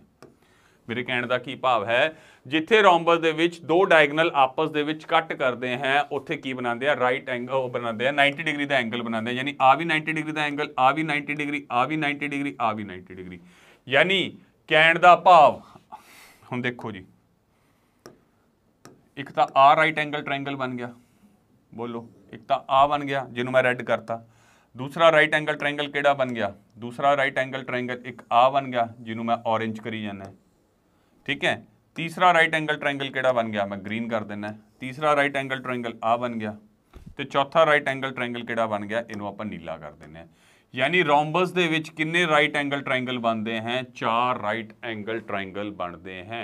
ਤੇ ਜੇਕਰ ਆਪਾਂ ਨੂੰ ਪਤਾ ਹੈ ਇੱਕ ਰਾਈਟ ਐਂਗਲ ਟ੍ਰਾਇੰਗਲ ਦਾ ਫਾਰਮੂਲਾ ਕੀ ਹੁੰਦਾ ਹੈ, ਹਾਫ ਬੇਸ ਇਨਟੂ ਹਾਈਟ। ਇੱਕ ਰਾਈਟ ਐਂਗਲ ਟ੍ਰਾਇੰਗਲ ਦਾ ਫਾਰਮੂਲਾ ਕੀ ਹੁੰਦਾ ਹੈ ਜੀ, half base into height, half base into height. ਪਰ ਇਹਦੇ ਵਿੱਚ 4 ਬਣ ਰਿਹਾ, ਇੱਕ ਦਾ ਕੱਢ ਲਓ, ਉਹਨੂੰ ਗੁਣਾ 4 ਕਰ ਦੋ ਤਾਂ ਏਰੀਆ ਆਫ ਕੀ ਆ ਜਾਏਗਾ, ਰੋਮਬਸ ਆ ਜਾਏਗਾ। ਜਾਂ ਤੁਹਾਨੂੰ ਇੱਕ ਚੀਜ਼ ਹੋਰ ਦੱਸਦਾ, ਜੇਕਰ ਮੈਂ ਤੁਹਾਨੂੰ ਹੋਰ ਦੱਸਾਂ, ਮੈਂ ਹੁਣੇ ਦੱਸਿਆ ਜਿਵੇਂ ਮੈਂ ਇਸ ਤੇ ਡਾਇਗਨਲ ਪਾਉਣਾ ਹੈ, ਜਦੋਂ ਡਾਇਗਨਲ ਆਪਸ ਦੇ ਵਿੱਚ ਕੱਟ ਕਰਦੇ ਹੈ ਤਾਂ ਡਾਇਗਨਲ ਸਾਈਡਸ ਨੂੰ ਬਰਾਬਰ ਹਿੱਸਿਆਂ ਦੇ ਵਿੱਚ ਵੰਡ ਦਿੰਦੇ ਆ। ਜੇ ਇਹ 12 ਸੀ ਤਾਂ ਇਹ 6 ਚ ਡਿਵਾਈਡ ਹੋ ਜੂਗੀ, ਇਹ 18 ਸੀ ਤਾਂ ਇਹ 9 ਚ ਡਿਵਾਈਡ ਹੋ ਜਾਏਗੀ। ਮਤਲਬ ਜਦੋਂ ਡਾਇਗਨਲ ਆਪਸ ਦੇ ਵਿੱਚ ਇੰਟਰਸੈਕਟ ਕਰਦੇ ਆ ਤਾਂ ਡਾਇਗਨਲਸ ਜਿਹੜੇ ਦੋ ਹੈ ਬਰਾਬਰ ਹਿੱਸਿਆਂ ਦੇ ਵਿੱਚ ਵੰਡ ਜਾਂਦੇ ਆ। ਜੇ ਇੱਕ ਡਾਇਗਨਲ 12 ਦਾ ਹੈ, ਜਿਵੇਂ ਦੂਜਾ ਉਹਨੂੰ ਬਾਈਸੈਕਟ ਕਰੂਗਾ, ਇੰਟਰਸੈਕਟ ਕਰੂਗਾ ਤਾਂ ਉਹ 6 ਬਰਾਬਰ ਹਿੱਸਿਆਂ 'ਚ ਵੰਡ ਜਾਣਗੇ। ਦੂਸਰਾ 9 ਦਾ ਹੈ ਤਾਂ ਜਾਂ 10 ਦਾ ਹੈ ਤਾਂ ਜਿਵੇਂ ਦੂਸਰਾ ਉਹਨੂੰ ਕੱਟ ਕਰੇਗਾ ਤਾਂ ਉਹ 5 ਦੇ ਵਿੱਚ ਡਿਵਾਈਡ ਹੋ ਜਾਣਗੇ। ਯਾਨੀ ਕਹਿਣ ਦਾ ਮਤਲਬ ਡਾਇਗਨਲ 1 ਦਾ ਅੱਧਾ, ਡਾਇਗਨਲ 1 ਦਾ ਅੱਧਾ, ਡਾਇਗਨਲ 2 ਦਾ ਅੱਧਾ ਤੇ ਸਾਈਡ ਆਫ ਰੋਮਬਸ, ਯਾਨੀ ਰੋਮਬਸ ਦੇ ਵਿੱਚ ਪਹਿਲੇ ਡਾਇਗਨਲ ਦਾ ਹਾਫ, ਦੂਸਰੇ ਡਾਇਗਨਲ ਦਾ ਹਾਫ ਤੇ ਸਾਈਡ ਦੇ ਵਿੱਚ ਹਮੇਸ਼ਾ ਇੱਕ ਟ੍ਰਿਪਲੇਟ ਲੱਗਦਾ ਹੈ। ਕਹਿਣ ਦਾ ਮਤਲਬ ਕੀ ਹੈ, ਆਪਾਂ ਸਿਰਫ ਆਹੀ ਯਾਦ ਕਰਨਾ ਹੈ। ਵੈਸੇ ਏਰੀਆ ਆਫ ਰੋਮਬਸ ਹੁੰਦਾ ਕੀ ਹੈ, ਏਰੀਆ ਆਫ ਰੋਮਬਸ ਹੁੰਦਾ ਕੀ ਹੈ, half base half d1 into d2, half diagonal 1 into diagonal 2 ਹੁੰਦਾ ਹੈ। ਠੀਕ ਹੈ, ਠੀਕ ਹੈ। ਨਹੀਂ ਤਾਂ ਆਪਾਂ ਸਿੱਧਾ ਕਰ ਸਕਦੇ ਹਾਂ, ਆਪਾਂ ਇੱਕ ਰਾਈਟ, ਆਪਾਂ ਨੂੰ ਪਤਾ ਹੈ ਰੋਮਬਸ ਦੇ ਵਿੱਚ 4 ਰਾਈਟ ਐਂਗਲ ਟ੍ਰਾਇੰਗਲ ਬਣਦਾ ਹੈ। ਇੱਕ ਰਾਈਟ ਐਂਗਲ ਟ੍ਰਾਇੰਗਲ ਦਾ formula half base into height, ਉਹਨੂੰ ਗੁਣਾ 4 ਕਰ ਦੋ ਤਾਂ ਵੀ ਏਰੀਆ ਆਫ ਰੋਮਬਸ ਆ ਜਾਏਗਾ, ਜਿਹੜੀ ਚੀਜ਼ ਤੁਹਾਨੂੰ ਸੌਖੀ ਲੱਗਦੀ ਹੈ।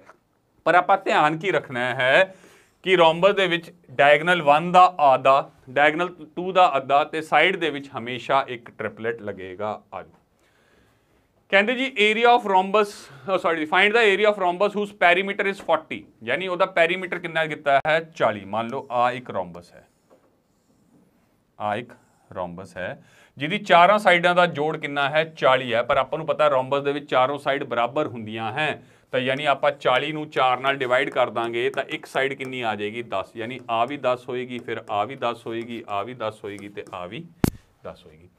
ਇਹਦਾ ਇੱਕ ਡਾਇਗਨਲ ਆਪਾਂ ਨੂੰ ਗਿਵਨ ਹੈ ਕਿੰਨਾ ਹੈ, 16 ਸੈਂਟੀਮੀਟਰ। ਆ ਪੂਰਾ ਡਾਇਗਨਲ ਆਪਾਂ ਨੂੰ ਕਿੰਨਾ ਗਿਵਨ ਹੈ, 16 ਸੈਂਟੀਮੀਟਰ ਗਿਵਨ ਹੈ। ਕਿੰਨਾ ਗਿਵਨ ਹੈ, 16 ਸੈਂਟੀਮੀਟਰ ਗਿਵਨ ਹੈ। ਜਿਵੇਂ ਹੀ ਇਸ ਤੇ ਮੈਂ ਦੂਸਰਾ ਡਾਇਗਨਲ ਪਾਉਂਗਾ, ਜਿਵੇਂ ਇਸ ਤੇ ਮੈਂ ਦੂਸਰਾ ਡਾਇਗਨਲ ਪਾਉਂਗਾ, ਇਹ ਇਹਨੂੰ ਬਰਾਬਰ ਹਿੱਸਿਆਂ ਦੇ ਵਿੱਚ ਵੰਡ ਦੂਗਾ, ਯਾਨੀ ਇਹ ਵੀ 8 ਹੋ ਜਾਏਗੀ, ਇਹ ਵੀ 8 ਹੋ ਜਾਏਗੀ। ਹੁਣ ਦੇਖੋ ਜੀ ਇੱਥੇ ਕੀ ਬਣੇਗਾ, ਇੱਕ ਰਾਈਟ ਐਂਗਲ ਟ੍ਰਾਇੰਗਲ, ਇੱਥੇ ਵੀ ਰਾਈਟ ਐਂਗਲ ਟ੍ਰਾਇੰਗਲ, ਇੱਥੇ ਵੀ ਰਾਈਟ ਐਂਗਲ ਟ੍ਰਾਇੰਗਲ, ਇੱਥੇ ਵੀ ਰਾਈਟ ਐਂਗਲ ਟ੍ਰਾਇੰਗਲ। ਹੁਣ ਜੇਕਰ ਮੈਂ ਗੱਲ ਕਰਾਂ ਆਹ ਵਾਲੇ ਰਾਈਟ ਐਂਗਲ ਟ੍ਰਾਇੰਗਲ ਦੀ, ਜਿਹਨੂੰ ਮੈਂ ਰੈੱਡ ਕਰ ਰਿਹਾ, ਸੌਰੀ ਜਿਹਨੂੰ ਮੈਂ ਰੈੱਡ ਕਰ ਰਿਹਾ, ਇੱਕ ਆਹ ਵਾਲੇ ਰਾਈਟ ਐਂਗਲ ਟ੍ਰਾਇੰਗਲ ਦੀ ਗੱਲ ਕਰਾਂ, ਆਪਾਂ ਨੂੰ ਆ 8 ਆ ਗਿਆ, ਹਾਈਪੋਟੇਨਸ ਆਪਾਂ ਨੂੰ 10 ਗਿਵਨ ਹੈ। ਮਤਲਬ ਇੱਕ ਸਾਈਡ ਮੇਰੇ ਕੋਲ 8 ਆ ਗਈ, ਇੱਕ ਸਾਈਡ ਮੇਰੇ ਕੋਲ 10 ਹੈ, ਤਾਂ ਇੱਕ ਸਾਈਡ ਕੀ ਬਣੂਗੀ, ਫਿਰ 6 ਹੀ ਬਣੂਗੀ। ਕਿਉਂ, ਆਪਾਂ ਨੂੰ ਹੁਣੇ ਹੀ ਪਤਾ ਹੈ ਇੱਕ ਸਾਈਡ ਆਪਾਂ ਨੂੰ 10 ਗਿਵਨ ਹੈ, ਇੱਕ ਸਾਈਡ ਆਪਾਂ ਨੂੰ 8 ਆਪਾਂ ਕੱਢ ਲਈ, ਤਾਂ ਤੀਸਰੀ ਸਾਈਡ 6 ਹੀ ਬਣੂਗੀ। ਕਿਉਂ, ਆਪਾਂ ਨੂੰ ਪਤਾ ਹੈ 3 4 5 ਇੱਕ ਟ੍ਰਿਪਲੇਟ ਹੁੰਦਾ ਹੈ। ਆ 5 ਦਾ 2 ਗੁਣਾ ਗਿਵਨ ਹੈ, 4 ਦਾ 2 ਗੁਣਾ ਗਿਵਨ ਹੈ, ਤਾਂ 3 ਦਾ ਵੀ ਤਾਂ ਫਿਰ 2 ਹੀ ਗੁਣਾ ਹੋਊਗਾ। ਯਾਨੀ ਆ ਚੀਜ਼ ਕਿੰਨੀ ਆ ਗਈ, 6 ਆ ਗਈ। ਜੇ ਆ 6 ਆ ਗਈ ਤਾਂ ਆ ਵੀ 6 ਆ ਗਈ। ਯਾਨੀ ਆਪਾਂ ਨੂੰ ਇੱਕ ਡਾਇਗਨਲ ਦੀ ਲੈਂਥ ਆਪਾਂ ਨੂੰ ਪਤਾ ਲੱਗ ਗਈ। ਇੱਕ ਡਾਇਗਨਲ ਆਪਾਂ ਨੂੰ ਗਿਵਨ ਹੈ 16, ਦੂਸਰਾ ਡਾਇਗਨਲ ਆਪਾਂ ਕੱਢ ਲਿਆ 6 + 6 = 12। ਜਾਂ ਤਾਂ ਹੁਣ ਸਿੱਧਾ ਹੀ ਕੱਢ ਲਓ, half d1 into d2, d1 into d2, half d1 ਆਪਾਂ ਨੂੰ ਗਿਵਨ ਹੈ 16, d2 ਆਪਾਂ ਕੱਢ ਲਿਆ 12, ਇਹ 1 ਹੈ। ਇਹਨੂੰ ਜੇ ਆਪਾਂ ਕਰ ਲਈਏ 8 ਤੇ 12 8 108, ਉਹ 12 8 96, ਸੌਰੀ ਮੈਂ ਕੀ ਕਰਤਾ, 12 8 96 ਆ ਜਾਏਗਾ, 96 ਦਾ ਆਂਸਰ ਆ ਜਾਏਗਾ। ਨਹੀਂ ਹੈ ਕੱਢਣਾ ਤਾਂ ਆ ਦੇਖ ਲਓ, ਇੱਕ ਰਾਈਟ ਐਂਗਲ ਟ੍ਰਾਇੰਗਲ ਦਾ ਏਰੀਆ ਕੱਢ ਲਓ, ਯਾਨੀ ਇਹ ਆਪਾਂ ਨੂੰ 6 8 10 ਆ ਗਈ, ਤਾਂ ਯਾਨੀ ਹਾਫ ਬੇਸ ਇੰਟੂ ਹਾਈਟ ਆਪਾਂ ਕੱਢ ਲਿਆ 3 ਤੇ 3 8 24।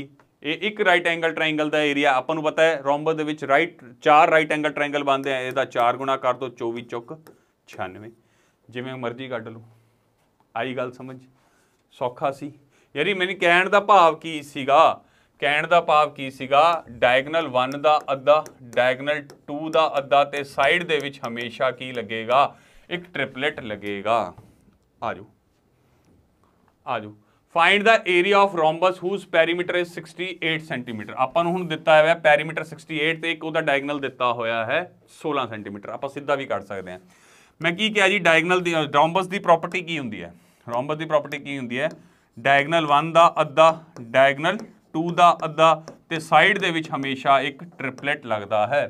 साइड आपां नूं पता है, देखो पैरीमीटर गिवन है 68, यानी चारों साइड का जोड़ 68 है, तो एक साइड कितनी होगी, 4 नाल डिवाइड कर लिया तो कितने ते जाऊगा 17, यानी साइड कितनी आ गई 17, साइड कितनी आ गई 17।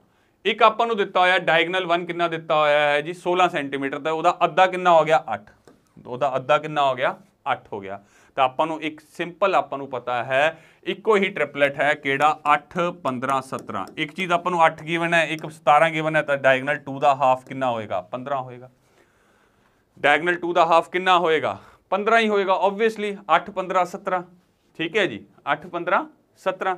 तो आपां नूं पता है जी की हुंदा है एरिया ऑफ रोम्बस की हुंदा है half diagonal 1 into diagonal 2, half diagonal 1 आपां नूं गिवन है कितना 16, डायगनल 2 अद्धा जेकर 15 है तो पूरा कितना होएगा 30 होएगा, पूरा कितना होएगा 30 होएगा, 2 नाल गया 8, 30 इंटू 8 इज 240, 30 इंटू 8 इज 240, इहदा बिल्कुल सही आंसर आएगा। तो देखो कितना सौखा हो गया, नहीं तो तुसीं पहले डायगनल का फॉर्मूला ला के डायगनल की वैल्यू कढ़दे है ना, आपां नूं सीधा ही कढ़ ली, आपां नूं सीधी एक चीज़ पता है रोम्बस दे विच डायगनल 1 का हाफ डायगनल 2 का हाफ, तो साइड दे विच हमेशा की लगेगा एक ट्रिपलेट लगेगा। सौखा हो गया काम, आ जाओ ये तो सौखा ही है जी। Find the area of rhombus whose diagonal are 12 and 16, मतलब इस डायगनल गिवन ही है, तो हाफ d1 इंटू d2 सीधा ही लग जाएगा, ये तो बहुत ही सौखा हो गया। तो यानी हाफ 12 गुणा 16, ठीक है जी, एक गया जी 6 ते 16 छिक 96, ठीक है जी, बाल समझ आ गई, बहुत ही सौखा जा काम सी, कुछ भी नहीं सी ये है ना, डायगनल 1 गिवन सी डायगनल 2 गिवन सी, दोनों ही आपां कढ़ लिया। लो जी की कह रहे हैं जी, the length of one side of a rhombus is 61 and its area is 1320, find the sum of the length of its diagonal. लो जी लेंथ ऑफ द दोनों डायगनल का सम दसना जी, दोनों डायगनल का जोड़ कितना होएगा। तो आपां नूं पता है जी रोम्बस दे विच की प्रॉपर्टी हुंदी है, डायगनल 1 का हाफ डायगनल 2 का हाफ, ते साइड दे विच हमेशा की लगता है एक ट्रिपलेट लगता है। साइड आपां नूं गिवन है 61, साइड आपां नूं कितनी गिवन है 61, ये 61 आपां नूं गिवन है। आपां नूं पता है जी ट्रिपलेट हुंदा है जी, इक्को ही ट्रिपलेट है 11 60 ते 61, इक्को ही ट्रिपलेट है केड़ा 11 60 ते 61, इक्को ही ट्रिपलेट है अपने कोल 11 60 ते 61, जेकर ये 61 है तो ये कितनी होगी 60, 11 होएगी तो आ कितना होएगा 60 होएगा, फिर ही ट्रिपलेट बनेगा। इक्को ही ट्रिपलेट है, साइड 61 गिवन है, तो एक डायगनल हाफ कितना होएगा 11 होएगा, दूसरे डायगनल का हाफ कितना होएगा 60 होएगा। तो डायगनल का जोड़ बुनिया है, तो d1 कितना बन गया, इहदा अद्धा जेकर 11 है तो पूरा कितना होएगा 22 होएगा। डायगनल 2 का अद्धा जे 60 है तो d2 पूरा कितना होएगा 120 होएगा, दोनों नूं जोड़ दो 120 ते 22 कितना हो गया 142, कितना हो गया 142। की सी इहदे विच है सी कुछ सीगा ਸਕਿੰਟਾਂ ਦੇ ਵਿੱਚ, देखो ਸਕਿੰਟਾਂ ਦੇ ਵਿੱਚ ਮੈਂਸੂਰੇਸ਼ਨ ਕਰ ਰਹੇ ਹਾਂ, ਸਕਿੰਟਾਂ ਦੇ ਵਿੱਚ समझ आ रही है बेटा। चलिए अगे आ जाओ, लो जी हुण होर चीज़ां आ गईयां। कहंदे जी find the surface area of a sphere whose volume is 4851 cubic metre. इत्थे हुण की पुछा है सरफेस एरिया ऑफ स्फीयर, इत्थे तो हुण स्फीयर दे फॉर्मूले ही नहीं याद हुंदे, यानी आपां नूं वॉल्यूम गिवन है। जेकर मैं गल करां वॉल्यूम ऑफ स्फीयर की हुंदा है, वॉल्यूम ऑफ स्फीयर की हुंदा है, जेकर मैं पुछ ला वॉल्यूम ऑफ स्फीयर हुंदा है 4/3 pi r cube, 4/3 pi r cube, ठीक है जी।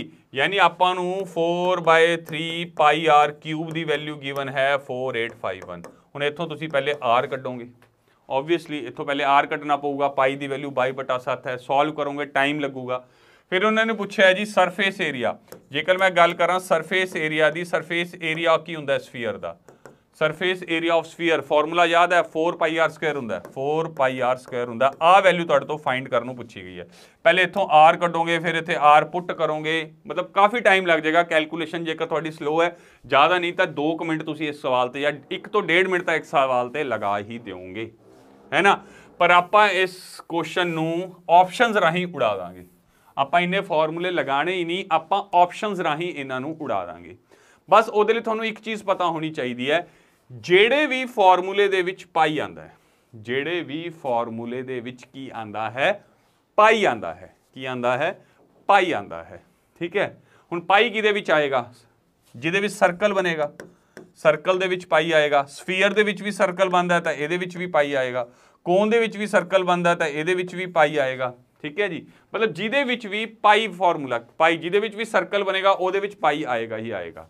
ਮੈਨੂੰ ਇੰਨਾ ਪਤਾ ਹੈ ਕਿ ਸਫੀਅਰ ਦੇ ਵਿੱਚ ਇੱਕ ਸਰਕਲ ਬਣਦਾ ਹੈ, ਮਤਲਬ ਉਹਦੇ ਫਾਰਮੂਲੇ ਦੇ ਵਿੱਚ ਪਾਈ ਤਾਂ ਆਊਗਾ ਹੀ ਆਊਗਾ। ਤਾਂ ਬਸ ਫਿਰ ਤੁਸੀਂ ਕੁਝ ਨਹੀਂ ਕਰਨਾ, ਆਪਸ਼ਨਸ ਦੇ ਵਿੱਚ ਜਾਓ ਤੇ ਹਰ ਇੱਕ ਆਪਸ਼ਨਸ ਨੂੰ 11 ਨਾਲ ਡਿਵਾਈਡ ਕਰਕੇ ਦੇਖ ਲਓ। ਆਪਸ਼ਨ ਨੂੰ ਕਿਹਦੇ ਨਾਲ ਡਿਵਾਈਡ ਕਰਨਾ ਹੈ? 11 ਨਾਲ ਡਿਵਾਈਡ ਕਰਨਾ ਹੈ।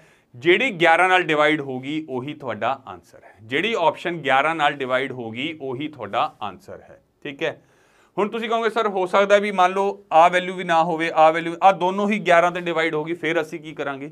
ਜੇਕਰ ਸਾਡੇ ਕੋਲ ਦੋ ਆਪਸ਼ਨਾਂ ਆ ਜਾਣ ਜਿਹੜੇ 11 ਤੇ ਡਿਵਾਈਡ ਹੋਣ, ਫਿਰ ਕੀ ਕਰਾਂਗੇ? ਜੇਕਰ 11 ਤੇ ਆਪਾਂ ਡਿਵਾਈਡ ਕਰ ਰਹੇ ਹਾਂ ਤੇ ਦੋ ਆਪਸ਼ਨਾਂ 11 ਤੇ ਡਿਵਾਈਡ ਹੋ ਗਈਆਂ, ਇਹ ਤਾਂ ਮੈਂ ਸਿੰਪਲ ਮੰਨ ਰਿਹਾ ਵੀ ਆ ਦੋ ਡਿਵਾਈਡ ਹੋਣਗੀਆਂ, ਮੈਨੂੰ ਪਤਾ ਨਹੀਂ ਅਜੇ ਹੋਣਗੀਆਂ ਕਿ ਨਹੀਂ, ਆਪਾਂ ਕਰਕੇ ਦੇਖਾਂਗੇ। ਪਹਿਲੀ ਮੈਂ ਚੀਜ਼ ਕੀਤੀ, ਆਪਸ਼ਨ ਨੂੰ 11 ਨਾਲ ਡਿਵਾਈਡ ਕੀਤਾ, ਜੇਕਰ ਤਿੰਨ ਆਪਸ਼ਨਾਂ ਕੱਟ ਗਈਆਂ ਤਾਂ ਚੌਥੀ ਆਪਸ਼ਨ ਆਪਣਾ ਆਨਸਰ ਹੈ। ਜੇਕਰ ਦੋ ਆਪਸ਼ਨਾਂ 11 ਤੇ ਜਾ ਰਹੀਆਂ ਤਾਂ ਮਤਲਬ ਦੋ ਆਪਸ਼ਨਾਂ ਤਾਂ ਆਪਣੀਆਂ ਐਲੀਮੀਨੇਟ ਹੋ ਗਈਆਂ। ਫਿਰ ਉਸ ਦੋਨੋਂ ਆਪਸ਼ਨਾਂ ਨੂੰ ਆਪਾਂ 7 ਤੇ ਚੈੱਕ ਕਰਾਂਗੇ, 7 ਤੇ ਡਿਵਾਈਡ ਕਰਾਂਗੇ। ਜਿਹੜੀ ਆਪਸ਼ਨ 7 ਤੇ ਡਿਵਾਈਡ ਹੋ ਜਾਊਗੀ ਉਹੀ ਆਪਣਾ ਕੀ ਹੋਏਗੀ? ਆਨਸਰ ਹੋਊਗੀ। ਹੁਣ ਤੁਸੀਂ ਕਹੋਗੇ ਸਰ ਇਹ ਤਾਂ ਤੁਸੀਂ ਤੁੱਕਾ ਮਾਰਤਾ, ਇਹ ਕੀ ਮਤਲਬ ਬਣਿਆ ਵੀ 11 ਤੇ 7? ਮੈਂ ਤੁਹਾਨੂੰ ਕੀ ਕਿਹਾ, ਜਿਹੜੇ ਵੀ ਫਾਰਮੂਲੇ ਦੇ ਵਿੱਚ ਕੀ ਆਂਦਾ ਪਾਈ, ਪਾਈ ਦੀ ਵੈਲਿਊ ਕਿੰਨੀ ਹੁੰਦੀ ਹੈ? 22/7। ਪਾਈ ਦੀ ਵੈਲਿਊ ਕਿੰਨੀ ਹੁੰਦੀ ਹੈ? 22/7। ਇਹ 22 ਕਿਵੇਂ ਬਣਿਆ ਹੋਣਾ? 2 ਗੁਣਾ 11/7, ਯਾਨੀ ਇਹ 22 ਤਾਂ ਹੀ ਬਣ ਸਕਦਾ ਨਾ 2 ਗੁਣਾ 11/7 ਹੋਊਗਾ। ਤਾਂ ਯਾਨੀ ਜਿਹੜੀ ਵੀ ਆਪਸ਼ਨਸ ਹੋਣਗੀਆਂ ਉਹ 11 ਦਾ ਵੀ ਮਲਟੀਪਲ ਹੋਣਗੀਆਂ, 7 ਦਾ ਵੀ ਮਲਟੀਪਲ ਹੋਣਗੀਆਂ। ਗੱਲ ਸਮਝ ਆ ਰਹੀ ਹੈ? ਆਓ ਹੁਣ ਆਪਾਂ ਇਹਨੂੰ ਲਗਾ ਕੇ ਦੇਖ ਲੈਂਦੇ ਹਾਂ, ਲਗਾ ਕੇ ਦੇਖ ਲੈਂਦੇ ਹਾਂ। ਠੀਕ ਹੈ, ਚਾਹੇ ਤੁਸੀਂ ਫਾਰਮੂਲਾ ਲਗਾ ਕੇ ਕਰ ਲਿਓ, ਆਨਸਰ ਉਹੀ ਆਣਾ। Find the area of sphere whose volume is 4851 metre. ਉਹਦਾ ਹੁਣ ਆਪਾਂ ਕੀ ਕਰਨਾ? ਸਰਫੇਸ ਏਰੀਆ ਫਾइंड ਕਰਨਾ। ਆਪਾਂ ਆਪਸ਼ਨਾਂ ਨੂੰ 11 ਤੇ ਡਿਵਾਈਡ ਕਰਦੇ ਹਾਂ। ਹੁਣ ਤੁਸੀਂ ਜੇ ਮੰਨ ਲਓ 1380 ਨੂੰ 11 ਤੇ ਡਿਵਾਈਡ ਕਰੋਗੇ ਤਾਂ ਐ ਥੋੜੀ ਕਰਾਂਗੇ 11 ਏਕਮ 11 28 ਹੋ ਗਿਆ, 11 दूना 22, ਐ ਨਹੀਂ। ਤੁਹਾਨੂੰ 11 ਦਾ ਡਿਵੀਜ਼ਿਬਿਲਟੀ ਰੂਲ ਪਤਾ ਹੈ ਨਾ? 11 ਦਾ ਡਿਵੀਜ਼ਿਬਿਲਟੀ ਰੂਲ ਪਤਾ ਹੈ ਨਾ ਕਿ ਅਲਟਰਨੇਟ ਡਿਜਿਟਸ ਨੂੰ ਪਲੱਸ ਕਰਕੇ ਮਾਈਨਸ ਕਰ ਦੋ। ਜੇਕਰ -0 ਆ ਜੇ, ਜੇਕਰ -0 ਹੈ, ਜਿਵੇਂ ਮੈਂ ਗੱਲ ਕਰਾਂ 1331 ਨੂੰ ਮੈਂ 11 ਨਾਲ ਡਿਵਾਈਡ ਕਰਨਾ ਹੈ, 1331 ਨੂੰ ਮੈਂ 11 ਤੇ ਡਿਵਾਈਡ ਕਰਨਾ ਹੈ ਤਾਂ ਕੀ ਕਰੂੰਗਾ? ਅਲਟਰਨੇਟ ਡਿਜਿਟ ਨੂੰ ਪਲੱਸ ਕਰੂੰਗਾ। 1 + 3 = 4, 3 + 1 = 4। ਦੋਨਾਂ ਨੂੰ ਮਾਈਨਸ ਕਰਦਾ, ਜੇਕਰ 0 ਆ ਰਿਹਾ ਮਾਈਨਸ ਕਰਕੇ ਤਾਂ ਇਹ ਵੈਲਿਊ 11 ਤੇ ਡਿਵਾਈਡ ਹੈ। ਜਾਂ 11 ਦਾ ਮਲਟੀਪਲ ਆ ਜਾਏ, ਮਤਲਬ ਮਾਈਨਸ ਕਰਕੇ ਮੇਰੇ ਕੋਲ 11 ਆ ਜਾਏ, 22 ਆ ਜਾਏ, 33 ਆ ਜਾਏ, 11 ਦਾ ਕੋਈ ਮਲਟੀਪਲ ਆ ਜਾਏ ਤਾਂ ਉਹ ਡਿਜਿਟ ਵੀ 11 ਤੇ ਡਿਵਾਈਡ ਹੋਏਗੀ। ਆ ਜਾਓ ਜੀ। ਹੁਣ ਜੇਕਰ ਆਪਾਂ ਦੇਖੀਏ, ਦੇਖੋ 8 ਤੇ 1 9, 3 + 0 = 0। 9 ਦੇ ਵਿੱਚੋਂ 3 ਗਿਆ 6, ਯਾਨੀ ਆ 11 ਤੇ ਡਿਵਾਈਡ ਨਹੀਂ ਹੋਏਗੀ। ਹੁਣ ਜੇਕਰ ਮੈਂ ਇਹਨੂੰ ਡਿਵਾਈਡ ਕਰਾਂ 1 + 6 = 7, 7 3 + 0 = 3, 7 - 3 4, ਆ ਵੀ ਡਿਵਾਈਡ ਨਹੀਂ ਹੋਏਗੀ। ਹੁਣ ਦੇਖੋ ਜੀ 6 ਤੇ 1 7, 3 + 8 = 11, 7 ਤੇ 11 ਨੂੰ ਜੇ ਆਪਾਂ ਮਾਈਨਸ ਕਰਾਂਗੇ ਤਾਂ 4 ਆਊਗਾ, ਇਹ ਵੀ ਨਹੀਂ ਜਾਊਗਾ। ਹੁਣ ਦੇਖੋ 8 ਤੇ 1 9, 6 ਤੇ 3 9, 9 - 9 = 0, ਤਾਂ ਯਾਨੀ ਆਪਣਾ ਆंसर ਕੀ ਆ ਗਿਆ? 4 ਨੰਬਰ। ਆंसर ਕੀ ਆ ਗਿਆ? 4 ਨੰਬਰ। ਠੀਕ ਹੈ, ਹੁਣ ਆਪਾਂ ਨੂੰ 7 ਤੇ ਡਿਵਾਈਡ ਕਰਕੇ ਦੇਖਣ ਦੀ ਲੋੜ ਹੀ ਨਹੀਂ ਹੈ। ਕਿਉਂ? ਆਪਣੇ 11 ਨਾਲ ਹੀ ਇੱਕੋ ਹੀ ਆਪਸ਼ਨ ਆ ਰਹੀ ਹੈ ਤੇ ਇਹੀ ਆਪਣਾ ਆंसर ਹੋਏਗਾ। दूसरा क्वेश्चन देखते हैं। A copper wire is bent into a square figure whose area is 484 metre square. कहते जी कॉपर वायर ਨੂੰ ਪਹਿਲੇ ਸਕੁਆਇਰ ਦੀ ਸ਼ੇਪ ਦੇ ਵਿੱਚ ਤੋੜ ਲਿਆ ਜਾਂ ਸਕੁਆਇਰ ਦੀ ਸ਼ੇਪ ਦਿੱਤੀ ਗਈ ਤਾਂ ਉਹਦਾ ਏਰੀਆ ਇੰਨਾ ਸੀਗਾ। ਕਹਿੰਦੇ ਜੇਕਰ ਆਪਾਂ ਉਹਨੂੰ ਸਰਕਲ ਬਣਾ ਦਈਏ, ਜੇਕਰ ਆਪਾਂ ਉਹਨੂੰ ਸਰਕਲ ਦੇ ਵਿੱਚ ਬਣਾ ਦਈਏ ਤਾਂ ਉਹਦਾ ਏਰੀਆ ਕੀ ਹੋਏਗਾ? ਠੀਕ ਹੈ, ਆਪਾਂ ਨੂੰ ਪਤਾ ਜੀ ਆਪਾਂ ਕਿਹਦੇ ਨਾਲ ਡਿਵਾਈਡ ਕਰਾਂਗੇ? 11 ਨਾਲ ਡਿਵਾਈਡ ਕਰਕੇ ਦੇਖ ਲੈਂਦੇ ਹਾਂ। ਠੀਕ ਹੈ ਜੀ, ਪਹਿਲੀ ਆਪਸ਼ਨ ਨੂੰ ਦੇਖੋ ਜੀ 6 + 6 = 12, 6 + 6 = 12, 12 ਚੋਂ 1 ਗਿਆ 11, 12 ਚੋਂ 1 ਗਿਆ 11, ਕੀ 11 11 ਦਾ ਮਲਟੀਪਲ ਹੈ? यानी मेरा आंसर 1 नंबर होएगा। पर मैं बाकी ऑप्शन भी चेक कर लेना कि पता कोई दूसरी ऑप्शन तो 11 ते नहीं जा रही। 6 + 7 = 13, 13 चो 1 गया 12, 13 चो 1 गया 12, ये 11 का मल्टीपल नहीं है। 6 + 8 = 14, 14 चो 1 गया 13, 11 का मल्टीपल नहीं है। 6 + 9 = 15, 15 चो 1 गया 14, ये भी 11 का मल्टीपल नहीं है। आंसर यानी अपना 1 नंबर ही आएगा। Next option, diameter of a wheel is 1.26 metre. Diameter यानी कि सर्कल की गल हो रही है ना। Find the distance cover in 500 round, मतलब एरिया ऑफ सर्कल ही पूछ रहा है थानू। तो बस जोड़ के देख लो, जोड़ के देख लो। आ देखो जी 1 + 8 = 9, 9 + 0 = 9, 9 चो 9 गया 0, यानी आ अपना आंसर होएगा। पर मैं बाकी ऑप्शन भी चेक कर लेना है। 1 + 8 = 9, 9 + 1 = 10, 10 चो 9 गया 1, आंसर नहीं हो सकता। 1 + 8 इज 9, 9 + 2 इज 11, 11 चो 2, 11 चो 9 गया 2, आंसर हो नहीं सकता। 1 + 8 इज 9, 9 + 3 इज 12, 12 चो 9 गया 3, आंसर हो नहीं सकता, यानी 1 नंबर अपना सही आंसर है। तो देखो ਸਕਿੰਟਾਂ ਦੇ ਵਿੱਚ ਬਿਨਾਂ ਕਿਸੇ ਫਾਰਮੂਲੇ ਦੇ ਆਪਾਂ ਉਡਾ ਰਹੇ ਹਾਂ, ਬਿਨਾਂ ਕਿਸੇ ਫਾਰਮੂਲੇ ਤੋਂ ਆਪਾਂ ਕੁਐਸਚਨ ਸੋਲਵ ਕਰ ਰਹੇ हैं। अगला question, circumference of a circle is equal to the perimeter of a square, ਠੀਕ ਹੈ, whose side is 11 centimetre, find the area of circle. ਆਪਾਂ ਨੂੰ ਲੋੜ ਹੀ ਨਹੀਂ ਵੀ ਕੀ ਦਿੱਤਾ ਹੈ ਕੀ ਨਹੀਂ ਦਿੱਤਾ, ਆਪਾਂ ਨੂੰ ਸਿੱਧਾ ਗੱਲ ਏਰੀਆ ਆਫ ਸਰਕਲ ਪੁੱਛਿਆ, ਯਾਨੀ ਇਹਦੇ ਫਾਰਮੂਲੇ ਦੇ ਵਿੱਚ ਪਾਈ ਆਂਦਾ ਹੈ, ਇਹਦੇ ਫਾਰਮੂਲੇ ਦੇ ਵਿੱਚ ਪਾਈ ਆਂਦਾ ਹੈ। ਆਪਾਂ ਨੂੰ ਲੋੜ ਹੀ ਨਹੀਂ ਸਕੁਆਇਰ ਬਣਾਇਆ ਹੈ, ਸਰਕਲ ਬਣਾਇਆ ਹੈ, ठीक है, कोन बनाया है, स्फीयर बनाया, आप कुछ नहीं लेना, आप सीधी ऑप्शना ते आ जाएंगे, सीधी ऑप्शना ते आ जाएंगे। आ देखो 1 + 4 इज 5, 5 चो 5 गया 0, यानी आही आंसर हो सकता, पर बाकी ऑप्शन भी चेक कर लेने। 1 + 5 इज 6, 6 चो 5 गया 1, आंसर हो नहीं सकता। 1 + 6 इज 7, 7 चो 5 गया 2, आंसर हो नहीं सकता। 1 + 7 8, 8 चो 5 गया 3, आंसर हो नहीं सकता। तो आंसर क्या आएगा 154 सेंटीमीटर स्क्वायर। देखो जी, ठीक है जी। तो लो जी, आई होप थोनू मैंसुरेशन की काफ़ी कुछ हैल्प मिल गई होगी, काफ़ी क्वेश्चन थोनू समझ आ गए होने, ठीक है। आई होप ये थोड़े पेपर के थोनू बहुत ज़्यादा हैल्प करेगी। तो प्लीज़ जिन्हों का भी फायरमैन का पेपर है, एक बार आ वीडियो जरूर देख के जाओ। तो जेकर तुसी भी आपदा सरकारी नौकरी का सपना पूरा करना चाहते हो, तो अरोड़ा क्लासेस दे विच आके तुसी अपना सपना पूरा कर सकते हो। साडा जो कि नवा बैच फाउंडेशन बैच जिहदे विच असीं 0 तो स्टार्ट करांगे, जिहदे तो आपां 0 लैवल तो लैके हाई लैवल तक जावांगे, 0 तो हाई लैवल तक जावांगे। साडा जिहड़ा नवा बैच है वो 9 अक्तूबर तो स्टार्ट हो रहा है जी, 9 अक्तूबर तो, राइट, जिन्हों तुसी ज्वाइन कर सकते हो, जिहदी फीस कितनी है जी, मात्र 2999, ठीक है जी। पर जेकर तुसी इहदे विच कोड लगाने हो AC487 तो तुहानूं होर भी वध डिस्काउंट मिल जाएगा। जिवें तुसी ये कोड लगाओगे तुहानूं इहदे विच होर डिस्काउंट मिल जाएगा। तो एक होर बहुत वड्डी गल, जेकर तुसी ऑनलाइन तैयारी करना चाहते हो उहदे लई तां आ कोड हैगा ही हैगा, पर जेकर तुसी ऑफलाइन तैयारी करना चाहते हो, जेकर तुसी ऑफलाइन तैयारी करना चाहते हो तो अपनी सीट बुक कर सकते हो। अरोड़ा क्लासेस दे कुछ अरोड़ा क्लासेस का कोई भी ऑफलाइन या ऑनलाइन बैच लेना चाहते हो तो ऑनलाइन लई तां कोड है ही है AC487, ऑफलाइन च भी तुसी आपदी सीट बुक कर सकते हो कूपन कोड AC487 नाल लगाण दा। जिवें तुसी सीट बुक करोगे आ कूपन कोड लगा के थानू भी एक्स्ट्रा डिस्काउंट मिल जाएगा, ऑफलाइन वालियां नू भी फीस दे विच डिस्काउंट मिल जाएगा। तो कूपन कोड तुसी याद रखना है A कैपिटल C कैपिटल बिना स्पेस पाए 487 AC487। इन्ना ही नहीं, जेकर तुसी PS टेट की तैयारी करना चाहते हो तो यदी ऑफर प्राइस ये बैच साडा 20 अक्तूबर तो स्टार्ट हो रहा है, जिहदी फीस है 4999, 1 साल की वैलिडिटी, 3 डेज डेमो क्लासेस। इहदे विच भी तुसी कोड लगा सकते हो AC487, इहदे विच भी तुहानूं एक्स्ट्रा डिस्काउंट मिलेगा online as well as offline. मैं वही कह रहा, जेकर तुसी ऑफलाइन तैयारी करना चाहते हो तो आही कूपन कोड लगा के आपकी सीट बुक कर सकते हो, ताकि तुहानूं ऑफलाइन फीस दे विच भी डिस्काउंट हो जाए, तो ऑनलाइन दे विच तां आ कूपन कोड चलेगा ही चलेगा। मैक्सिमम डिस्काउंट, मिनिमम डिस्काउंट 1000 रुपये तक है, मिनिमम 1000 है, मैक्सिमम 2000 तक का डिस्काउंट पा सकते हो, यानी 1000 का तो मिलेगा ही मिलेगा, पर मैक्सिमम 2000 तक का डिस्काउंट भी मिल सकता है, ठीक है जी। आओ जी होर तुहानूं दसीए, जेकर तुसी SSC की तैयारी करना चाहते हो, SSC CGL MTS CHSL GD CRPF, 16 October तो साडा नवा बैच शुरू हो रहा है, जिहदी फीस भी कितनी है 2499, पर यह फीस भी तुसी पे नहीं करनी जेकर तुसी कूपन कोड लगाने हो AC487, तुहानूं इहदे विच भी जो है डिस्काउंट मिलेगा। यानी आही कूपन कोड तुहाडे हर प्रॉब्लम का सल्यूशन है, आही कूपन कोड AC487। इन्ना ही नहीं, एग्रीकल्चर की तैयारी करना चाहते हो, ADO AFO साडा नवा बैच 12 अक्तूबर तो स्टार्ट हो रहा है, तो इहदे विच भी तुहानूं कोड की लगाना है AC487, ताकि तुहानूं डिस्काउंट मिल सके online as well as offline. JBT की फीस कितनी है 2600, जिवें तुसी कूपन कोड लगाओगे AC487, यही बैच तुहानूं मात्र 1600 रुपये दे विच मिल जाएगा, प्लस 9 मंथ्स वैलिडिटी भी मिल जाएगी। ETT का बैच देना चाहते हो, कितना है जी 2000, ये सिर्फ recorded batch plus live classes हैं, ये भी थोड़े कोल कूपन कोड चलेगा AC487, ये भी थोनों डिस्काउंट मिल जाएगा, ठीक है जी। एंटिटी की फीस कितनी है जी 4500, ये भी कूपन कोड तुसी लगा सकते हो AC487। मतलब तुसी कोई भी गवर्नमेंट जॉब की तैयारी करना चाहते हो, किसी भी PS टेट की, CHSL की, CGL की, NTT की, PS टेट की, तो तुसी आही कूपन कोड लगा के अरोड़ा क्लासेस दे विच एडमिशन लै सकते हो, तो इस फीस दे विच डिस्काउंट पा सकते हो। देखो ETT कैडर 4500 रुपए। पर जिमें कूपन कोड लगाओगे ਇਹਦੇ ਵਿੱਚ ਵੀ ਤੁਹਾਨੂੰ ਡਿਸਕਾਊਂਟ ਮਿਲ ਜਾਏਗਾ। ਕੂਪਨ ਕੋਡ ਹੁਣ ਤੱਕ ਤੁਹਾਨੂੰ ਯਾਦ ਹੋ ਗਿਆ ਹੋਣਾ AC487। UGC ਨੈਟ ਦੀ ਤਿਆਰੀ ਕਰਨਾ ਚਾਹੁੰਦੇ ਹੋ ਪੇਪਰ 1 ਦੀ ਤਾਂ 3000 ਇਹਦੀ ਫੀਸ ਹੈ, ਪਰ ਜਿਵੇਂ ਇਹਦੇ ਵਿੱਚ ਕੂਪਨ ਕੋਡ ਲਗਾਓਗੇ AC487 ਤੁਹਾਨੂੰ ਇਹਦੇ ਵਿੱਚ ਵੀ ਡਿਸਕਾਊਂਟ ਮਿਲ ਜਾਏਗਾ। ठीक है जी, तुसी आपनी सीट बुक कर सकते हो कूपन कोड लगा के AC487 कूपन कोड लगा के तुसी आपकी सीट बुक करवा सकते हो ऑफलाइन वालों। ठीक है जी, ऑफलाइन सीट बुक करा सकते हो, ऑफलाइन सीट बुक करा सकते हो तो तुसी भी डिस्काउंट पा सकते हो आ कूपन कोड लगा के।